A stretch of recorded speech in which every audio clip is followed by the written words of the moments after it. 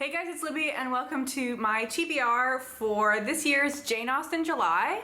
Jane Austen July is a month-long Jane Austen themed readathon hosted by Katie from Books and Things, Claudia from Spinster's Library, and Marissa from Blatantly Bookish. The first challenge for the readathon is to read one of Jane Austen's 6 main novels.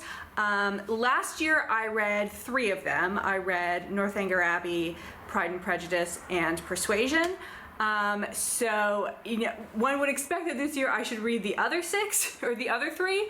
I did not plan things very well though, because I read the 2 shortest ones, Persuasion and Northanger Abbey, both last year, which means now I have the 2 longest ones, Emma and Mansfield Park, to read this year. Persuasion and Northanger Abbey combined are about as long as either Emma or Mansfield Park, and then S&S and P&P are right in the middle.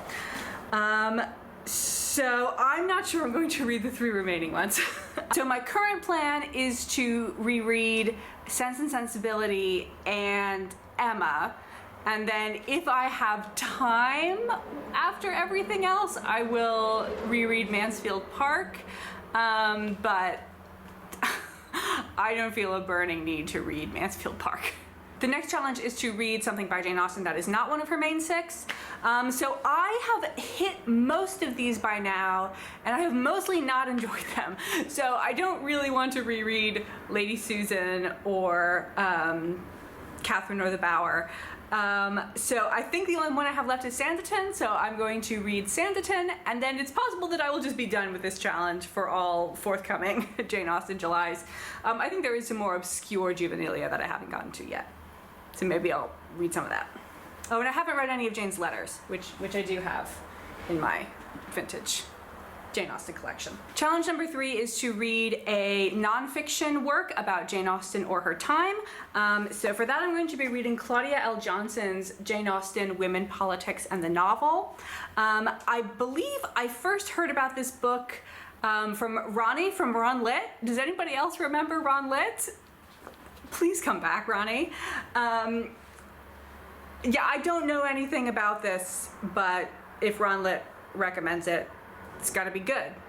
Then the next challenge is to read either Jane Austen retelling, which is not something I'm very interested in, or a work of historical fiction set in Jane Austen's time, which I am more interested in. So here I'm going with the one Katie recommended.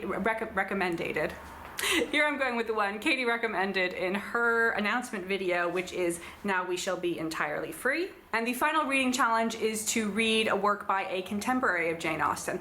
Now, I've actually read a fair bit of Georgian literature, and I mostly did not like it. I made a video about it here, where I do make a couple of recommendations for Georgian novels that I think are at least halfway worth reading. I think the 2 that I most strongly recommended were Caleb Williams and Confessions of a Justified Sinner. So I will not be reading a Georgian novel. I will instead be hopping across the channel to read a work of French literature from the time. So I am planning to read Dangerous Liaisons, which was published in 1782, and I think the general sort of rule for contemporary of Jane Austen means the book was published during Jane Austen's life. So this book was published when she was 5 years old, and she would not have been allowed to read it at that age. You're probably familiar with Dangerous Liaisons from one of the 2 historical film adaptations, Dangerous Liaisons and Valmont, which both came out in the same year. Oops. And it was also the basis for, oh man, what was the 90s teen remake called? Cruel Intentions, that's what it's called. I haven't actually seen Cruel Intentions, and I am fine with that life choice. Dangerous Liaisons is an epistolary novel about 2 aristocrats who used to be in a relationship, and the woman challenges the man to sort of 2 different seduction projects.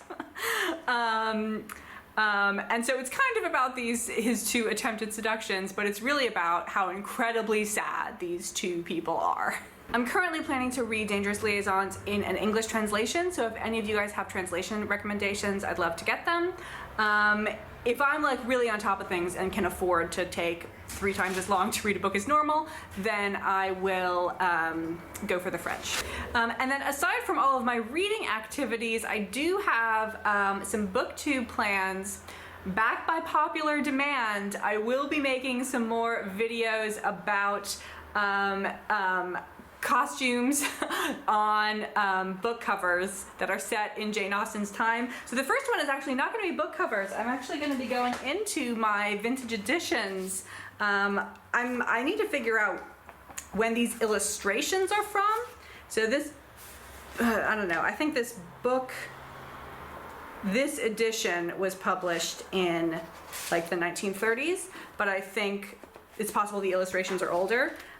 So let's get the 1930s take on the Regency period. And then I'm not totally certain what contemporary books I'm going to do, but I'm thinking about doing the romance novels of Sarah MacLean, which I'm pretty sure I haven't done before, but maybe I have. Because they're really bad, extremely 80s prom dresses. And you guys do seem to have more fun the more mean I am. So those are my Jane Austen July plans. Let me know yours, and I will see you again soon.